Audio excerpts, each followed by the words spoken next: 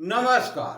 YouTube के अपने channel अंतर्दृष्टि में मैं अनिल गुप्ता आपका स्वागत करता हूं। ज्योतिष के इस कार्यक्रम में जो आज मैंने विषय चुना है वह है धनु लग्न में संपूर्ण ग्रहों का पूर्ण विश्लेषण। कौन से ग्रह लाभकारी हैं, कौन से ग्रह कारक हैं और कौन से अकारक हैं, इस विषय पर चर्चा करेंगे। सर्वप्रथम यदि सूर्य को ले तो सूर्य 9वें भाव का स्वामी है, भाग भाव का स्वामी है, त्रिकोण में बैठे हुए हैं। इस लग्न में सूर्य कारक ग्रह हैं। ये अपनी दशा और अंतर्दशा में जातक को भाग्य में वृद्धि कराएंगे। चंद्रमा अष्टम भाव के स्वामी, अष्टम भाव से पूर्ण दृष्टि दूसरे भाव पर है, ये धन भाव है। अतः चंद्रमा अपनी दशा और अंतर्दशा में उतने हानि नहीं देंगे जितना धन भाव से लाभ कराएंगे। तो इस जन्म कुंडली में चंद्रमा को तटस्थ रखा गया। अब हम मंगल की बात करते हैं। त्रिकोण भाव में मंगल बैठे हुए हैं, शुभ हैं, और एक मंगल 12वें भाव में। 12वां भाव वो शुभ भाव, व्यय भाव है। मंगल अपनी दशा और अंतर्दशा में पूर्वार्ध में ये लाभ देंगे। त्रिकोण भाव में बैठे हुए शुभ हो जाते हैं, तो ये अपनी दशा अंतर्दशा में पूर्वार्ध में लाभ देंगे। उत्तरार्ध में ये व्यय करवाएंगे, खर्च करवाएंगे। इस लग्न कुंडली में मंगल वो कारक ग्रह है। बुध केंद्र में 2 भावों के स्वामी है, दशम भाव और सप्तम भाव। अतः इसे केंद्रीय दोष लग गया। यदि आपकी जन्म कुंडली में ये इन दोनों भाव में, पंचम भाव या नवम भाव में हो, तो अति लाभकारी हो जाएंगे। फिलहाल यहां समझते हैं तो ये केंद्रीय दोष लग गए। यहां ये मार्केश भी हैं, तो ये अपनी दशा और अंतर्दशा में नौकरी में, रोजगार में बुध लाभ देंगे।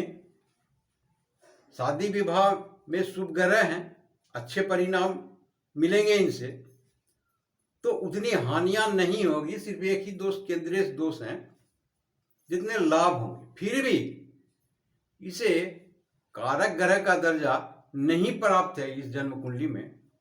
इसे वो कारक भी नहीं कहा गया है, अर्थात सामान्यतः वो कारक ग्रह है। अब आते हैं हम गुरु पर। तो गुरु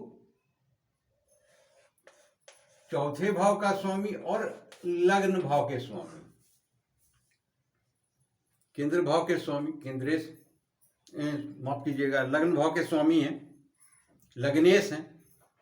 तो केंद्रेश दोष नहीं लगेंगे। जैसे इनको लग गया है, इनको नहीं लगेंगे। तो गुरु यहां पर कारक ग्रह हो गए। ये अपनी दशा अंतर्दशा में, तो गुरु ज्ञान के हैं, तो ज्ञान में वृद्धि भी कराएंगे, स्वास्थ्य लाभ भी देंगे। 4था भाव माता का भी भाव है, माता के सुख में वृद्धि करेंगे। 4थे भाव से लग्जरी आइटम को भी देखा जाता है, उनमें भी लाभ होगा। शुक्र 6ठे भाव के स्वामी हैं और 11वें भाव के भी स्वामी। शुक्र इस लग्न में वो कारक ग्रह है। 6ठे भाव के स्वामी और शुभ ग्रह होने के कारण रोग ऋण शत्रु में वृद्धि करेंगे।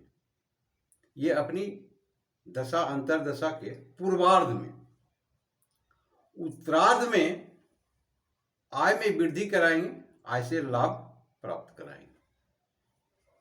वैसे बता दिया ये ओकारक ग्रह इस लग्न में। अब आते हैं शनि की बारी। तो शनि दूसरे और तीसरे भाव के स्वामी हैं। दूसरे भाव धन भाव है, मारक भी हो गए। तीसरे भाव पराक्रम के हैं। तो यहाँ पर पाप ग्रह, क्रूर ग्रह लाभकारी ही होते हैं। उस दृष्टिकोण से यहाँ से लाभ देंगे, यहाँ से धन में वृद्धि कराएंगे अपनी दशा अंतर्दशा में। यहाँ पर क्रूर ग्रह होने के कारण, पाप ग्रह होने के कारण छोटे भाई नहीं होते हैं। तो ये था सातों ग्रह का विश्लेषण। अब बचते हैं राहु और केतु। तो वो जिन भाव में होंगे और जिन ग्रहों के साथ होंगे वो अपना प्रभाव अपनी दशा और अंतर्दशा में उसी प्रकार से देंगे। तो ये था नवग्रहों का पूर्ण विश्लेषण। आशा करता हूं आपको अच्छा लगा होगा। तो अच्छा लगे तो लाइक अवश्य कर दिया करें। आपने पूरा वीडियो देखा, इसके लिए बहुत बहुत शुक्रिया, धन्यवाद।